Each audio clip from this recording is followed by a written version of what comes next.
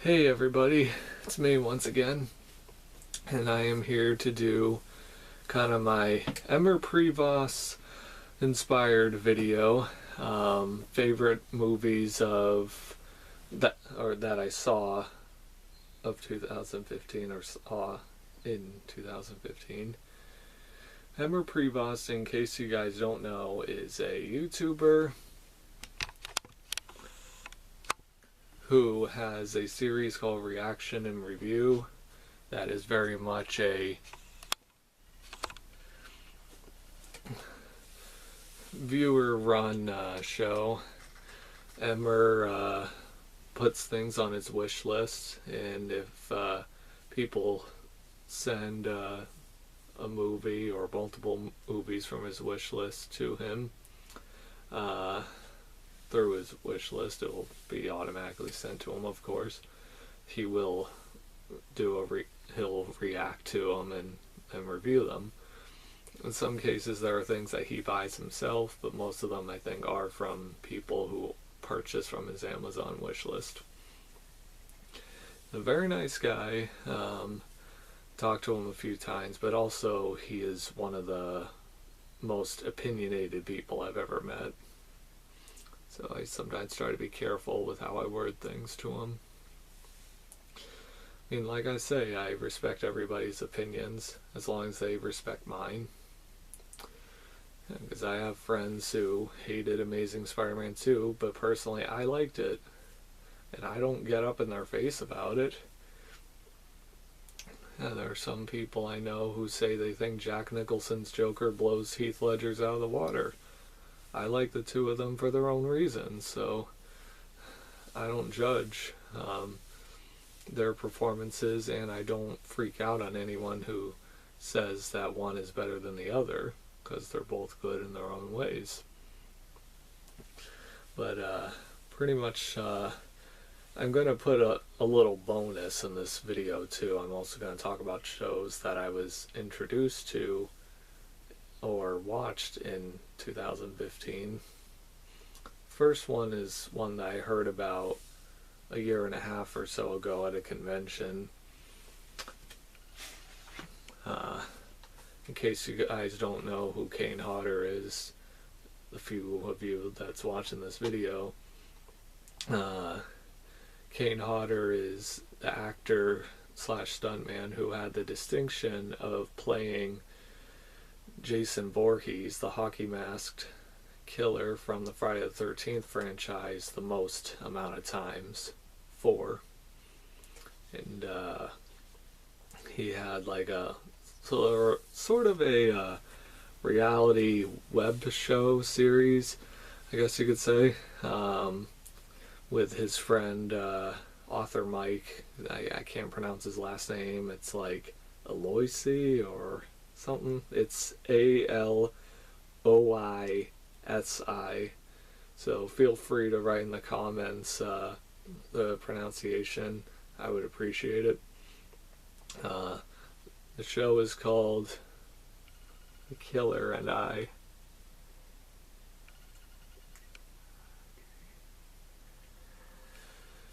And it's a very enjoyable little show. I've only seen a few of them so far, but I definitely plan on watching the rest of them soon. Like, one of the ones I watched, they actually visit a zoo and they hand feed the lions and the tigers.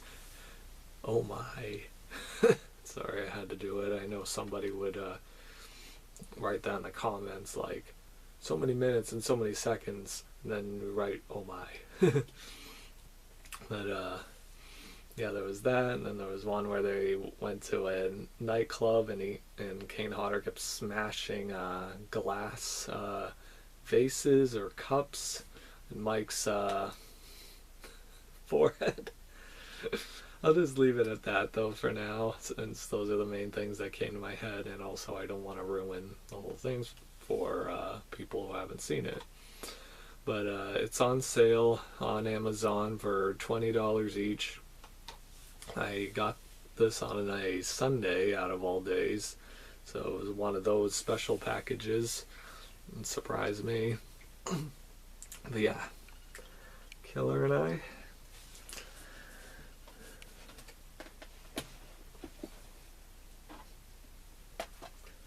Now this next one is a show that I didn't hear of, that I never heard of, I should say, until many years after it ended or got canceled or whatever.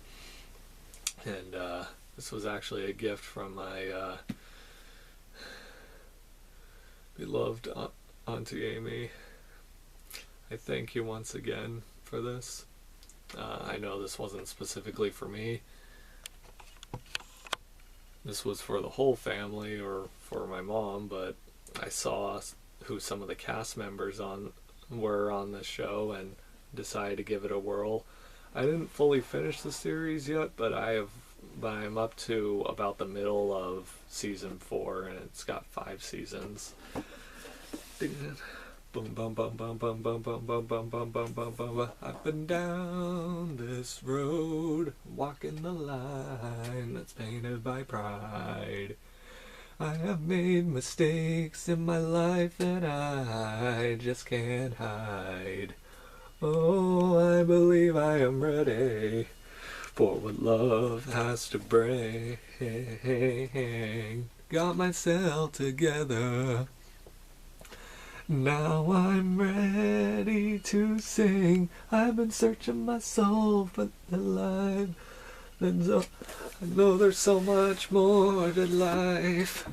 I've been walking to shine a light to find my way back home. Oh, baby. Oh, yeah. Doom, doom, doom, doom. So yeah, Ally McBeal. It's just one of my favorite themes in recent years, theme songs. Yeah, if you recognize this actress that plays Ally McBeal, you should, because she's on the Superman, not Superman, Supergirl show that's on now. She's the main cast member that I recognized out of everybody.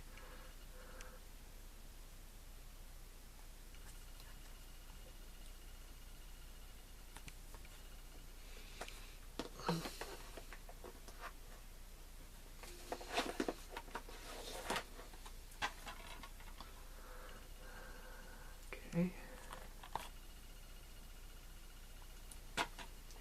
So yeah, each season has about like 22 or 24 episodes, and they all come in these very nice, I have to admit, 6-disc sets.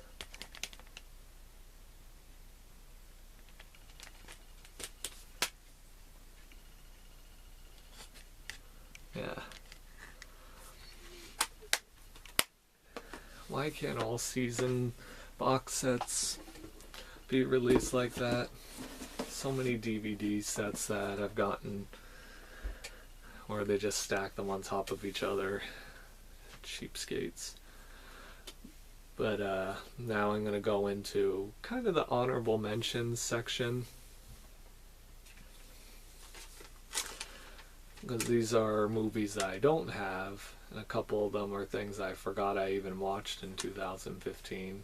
Some of them are fairly new movies, but most of them are movies from like almost 10 years ago or over 10 years ago. Okay, and these ones I'm going to list are in no particular order. I'm just going to read them off the paper in the way that I listed them. One is Fun with Dick and Jane, which I found out recently was a remake of a movie from the 70s. This remake stars Jim Carrey, and I don't know how you pronounce her name, Tia or Taya Leone. She was in things like Tower Heist and Jurassic Park 3. They play this couple that they both lose their jobs Jim Carrey says to his wife that she can quit her job to focus on the kid, and since he was going to get this promotion, but his job went his business went belly up, and pretty much to make a long story short, what happens is they decide to in order to keep from their house being foreclosed, they start committing robberies. Like, they rob people, like convenience stores and wealthy people. This is a very, for me, a very funny movie. I mean, not the best Jim Carrey movie ever, but I'd still put it high up there. And it's definitely better than some of the things he did afterward.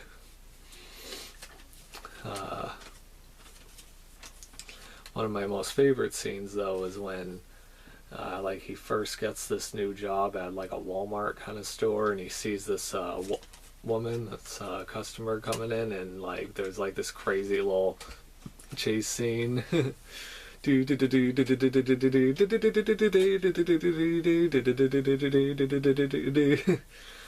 don't know the name of that piece of music, but I've heard it in a few things. I just love it. And it was intercutting with him chasing after her with Jane, Tia Leone's, in this like yoga instructing class, or like self-defense class. That was really funny. Like, she's like, punch, punch, punch, and kick, and she like kicked one of her pupils down. That was funny. Then Jim Carrey catches up to that customer he was chasing, and she threw like some baking flour in his face. And he's like, "Oi, it burns." Really funny. But now to the next one. This was a Lifetime Channel movie. There have been a few that I've seen, especially a few that I'm going to mention, that I have to admit are pretty good quality movies for made-for-TV movies. And Nanny Cam, the main person I recognized in it was Cam Gajande, as I'm aware of his appearance in like Twilight and a couple of these other chick flick kind of movies. Yeah, because he was all over the place for a while. But the one that really stole the show for me was the actress that played the little girl, the daughter. Can't remember her name, but she is the daughter of actor Andy McKenzie. In case that name doesn't ring a bell to you guys, Andy McKenzie was in movies like Sushi Girl. He's the guy that played Max. He's got the long, ratty looking hair and the goatee. And there are a lot of great scenes with him, like bouncing dialogue off of Mark Hamill's character, Crow. But yeah, though, the little girl in this Nanny Cam was his daughter. And I actually told him that I saw the movie based on his recommendation, but like long after he mentioned it on Facebook. And he sent me a message thanking me and telling me that that was his daughter in there. And it was very nice. I liked it a lot, very much. Just a second. Okay. Now to some others. This next one was called Girl Fight.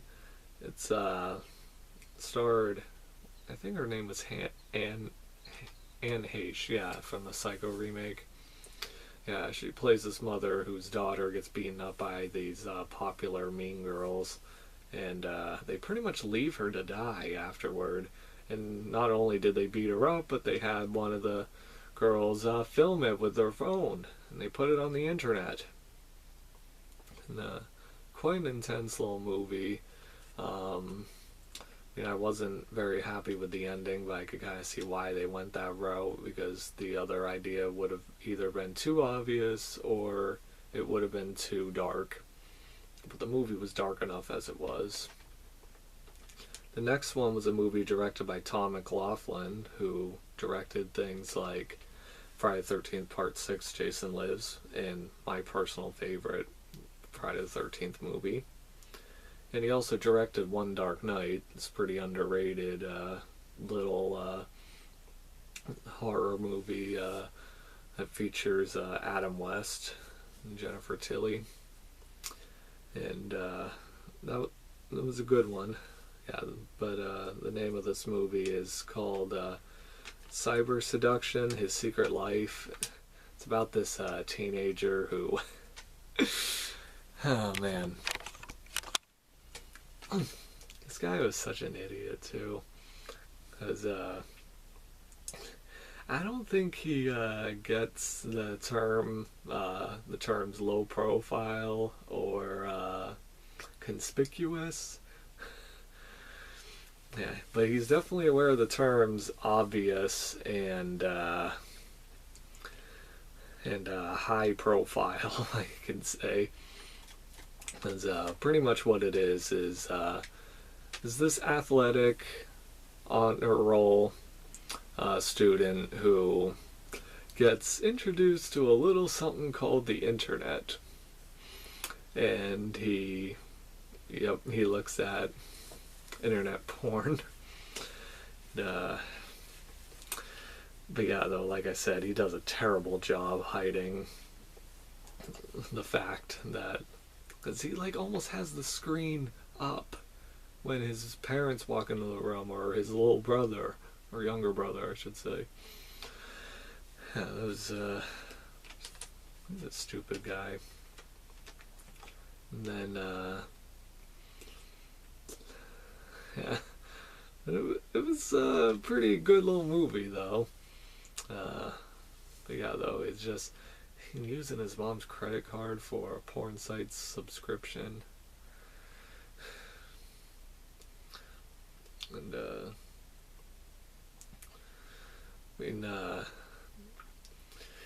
yeah, it was an interesting movie, but it's been a while since I saw it, so I can't really remember too many other details.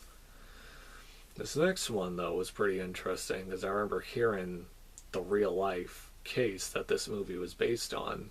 This is from the director of Puppet Master, Tourist Trap, Crawl Space, among others, David Schmoller.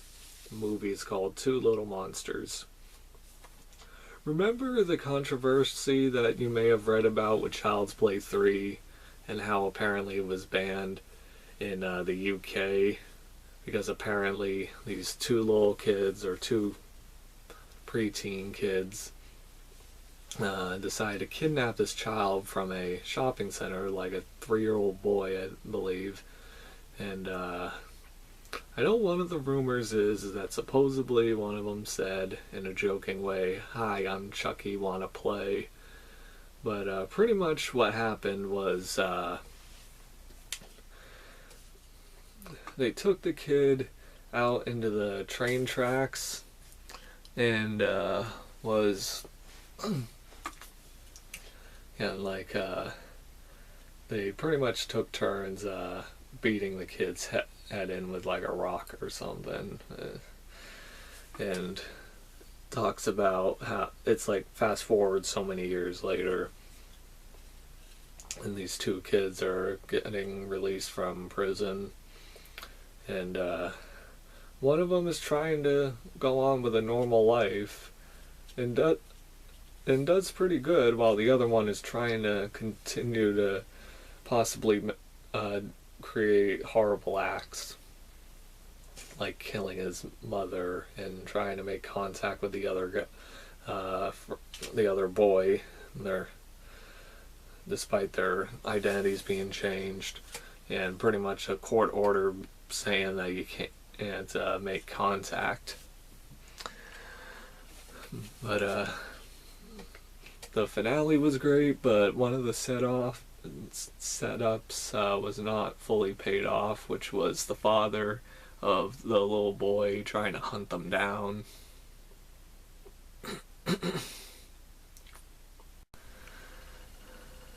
Yeah, and yeah, because like it shows the clip like a couple times, like him talking in onto the radio show, but yeah, it's just it did.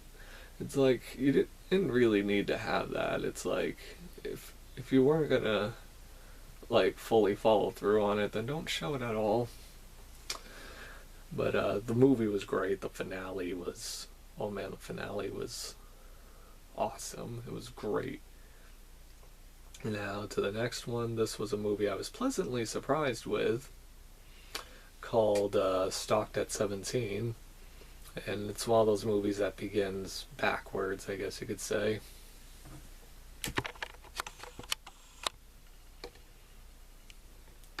Yeah, because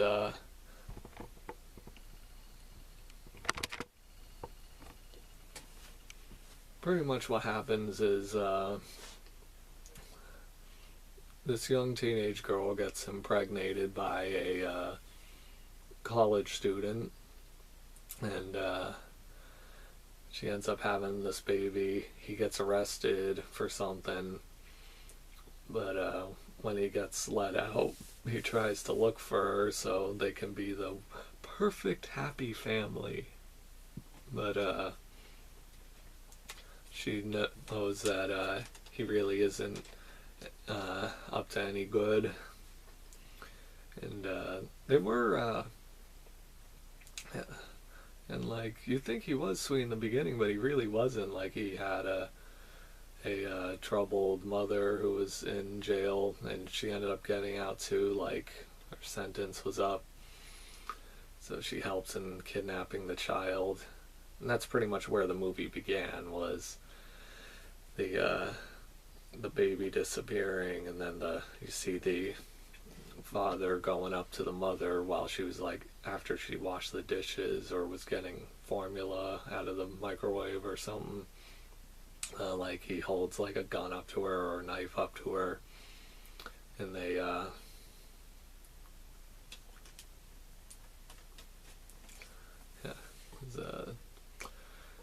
and that ended with a great thrilling finale, even though it was a little bit rushed, but it probably felt rushed to me because it was one of those times where I recorded it on the DVR and wasn't sure if it fully recorded, and I was looking at the timeline and it being like, uh-oh, it's like only a few minutes left, and this movie looks like it's going to be another 10-15 minutes. But if you've seen the movie, you'll know what I mean. Like, the finale happened pretty quickly, like when it reached a certain point.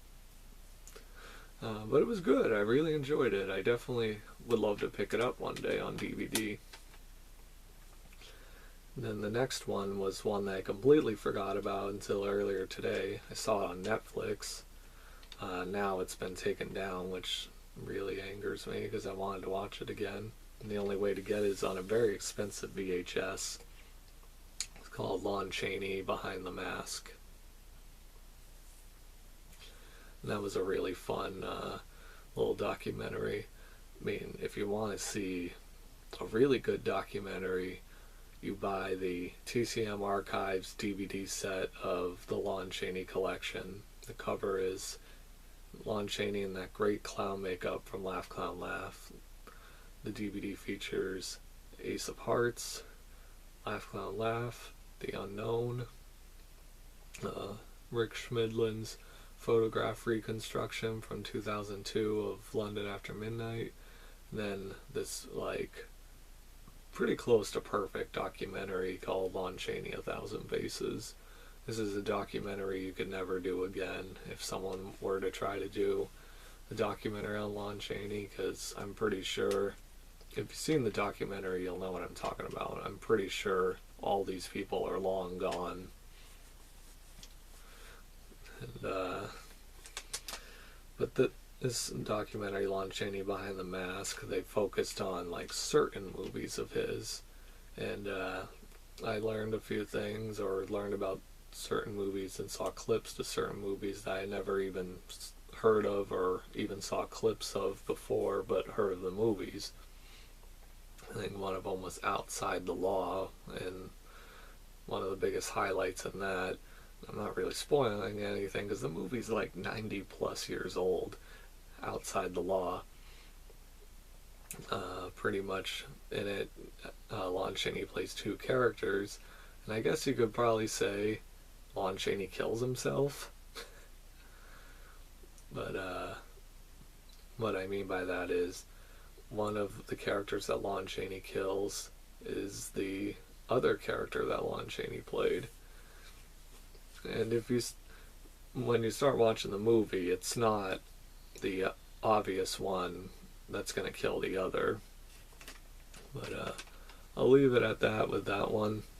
But if you really want to learn about Lon Chaney, just watch Lon Chaney: A Thousand Faces.